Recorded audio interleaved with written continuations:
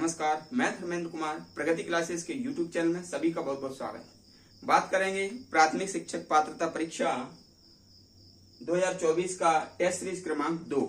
काफी यूनिक प्रश्न लिए गए हैं, तो देख लेते हैं। सबसे पहला प्रश्न है, आतिशबाजी में लाल चटक रंग किसके कारण होता है। देखो, दिवाली का समय है, जब हम फटाके वगैरह फोड़ते हैं या अनार चलाते हैं तो उसमें जो लाल रंग होता है वो किसके कारण होता है, ये पूछना चाह रहे हैं।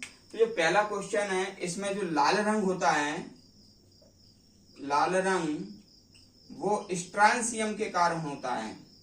लाल रंग किसके कारण होता है? स्ट्रांसियम, याद रख लेना, स्ट्रांसियम के कारण लाल रंग होता है। लेकिन जो हरा रंग होता है, जैसे अनार चलाते हैं, चक्री चलाते हैं, तो हरा रंग होता है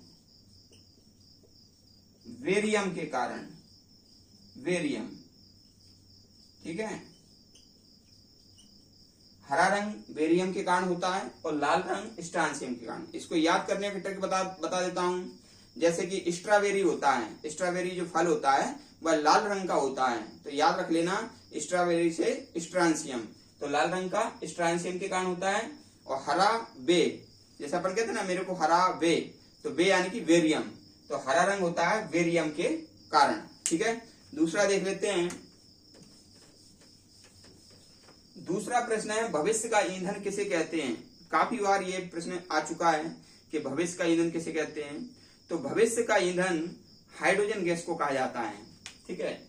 भविष्य का ईंधन हाइड्रोजन गैस को कहते हैं, ठीक है। हाइड्रोजन का जो संकेत होता है H होता है, और इसे आवारा तत्व की संज्ञा भी दी जाती है, इसे आवारा तत्व की संज्ञा भी दी जाती है। और जो हाइड्रोजन है ये सबसे ज्यादा ब्रह्मांड में पाया जाता है, ब्रह्मांड में सर्वाधिक पाया जाता है, सर्वाधिक। और ये नवीकरणीय स्रोत है, नवीकरणीय स्रोत है, ये ऊर्जा का नवीकरणीय स्रोत है। नवीकरणीय स्रोत उसको कहते हैं जिसे रिन्यू किया जा सके, जो उपयोग करने पर खत्म ना हो, उसे हम कहते हैं नवीकरणीय। तो हाइड्रोजन के बारे में हमने इतनी सारी चीजें देखी। पहली चीज है कि हाइड्रोजन गैस को आवारा तत्व कहते हैं, ब्रह्मांड में सर्वाधिक पाया जाता है और नवीकरणीय ऊर्जा स्रोत है। इसे भविष्य का ईंधन भी कहते हैं, क्योंकि जब डीजल, पेट्रोल, मिट्टी का तेल ये परंपरागत स्रोत में आते हैं, ये ट्रेडिशनल स्रोत में आते हैं, तो ये जब खत्म हो जाएंगे तो हाइड्रोजन गैस को भविष्य के ईंधन के रूप में प्रयोग किया जाएगा, ठीक है। प्रश्न नंबर 2 ये हो गया। अब देखेंगे प्रश्न नंबर 3।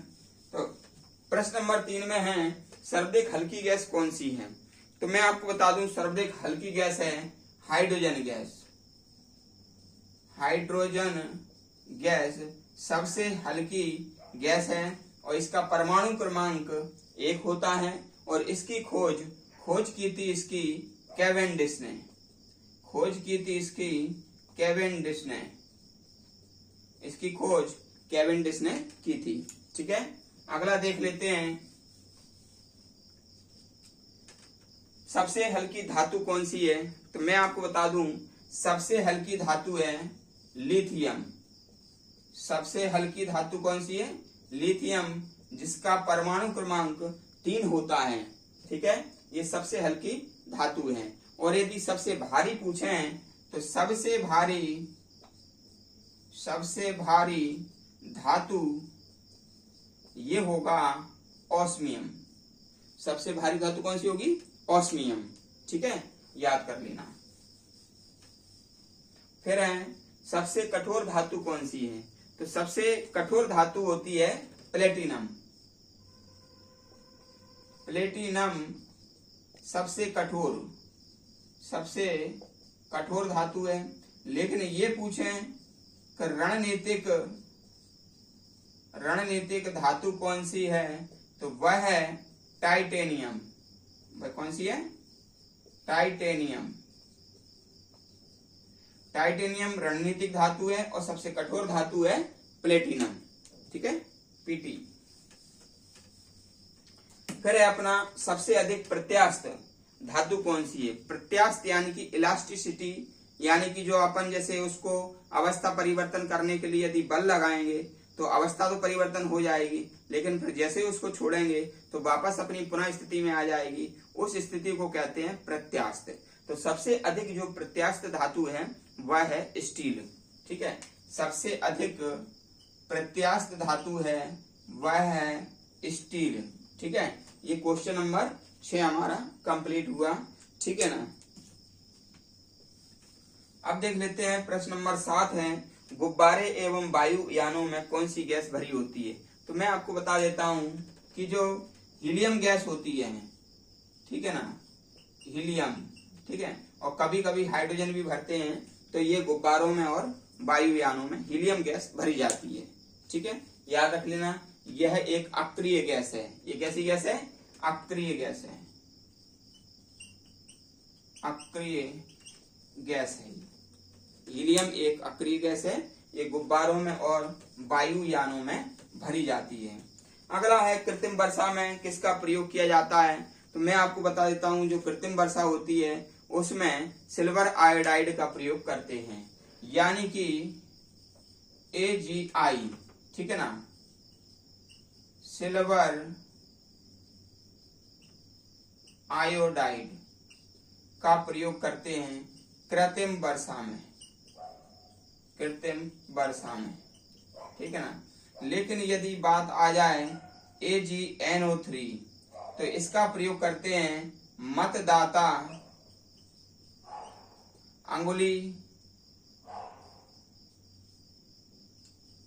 चिन्ह में इसका प्रयोग करते हैं। जो स्याही लगाते हैं ना, स्याही, मतदाता अंगुली चिन्ह पर जो स्याही लगाते हैं उसमें AgNO3 का प्रयोग किया जाता है, ठीक है, ये बात ध्यान रख लेना।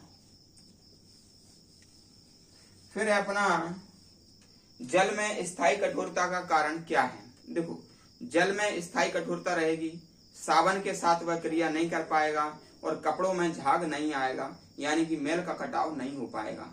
तो वो जो कठोरता होती है जल में, वो किसके कारण होती है? वो आती है कैल्शियम व मैग्नीशियम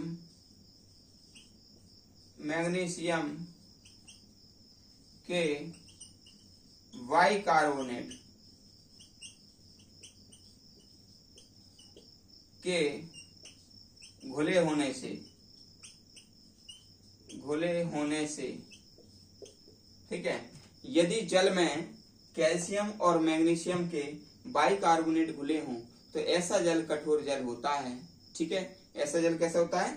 कठोर जल होता है। और इस कठोरता को दूर करने के लिए सोडियम कार्बोनेट का प्रयोग किया जाता है, ठीक है ना।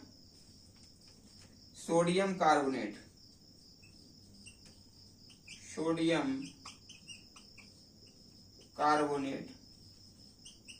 का प्रयोग करते हैं, सोडियम कार्बोनेट का प्रयोग करते हैं इसकी कठोरता को दूर करने के लिए, ठीक है।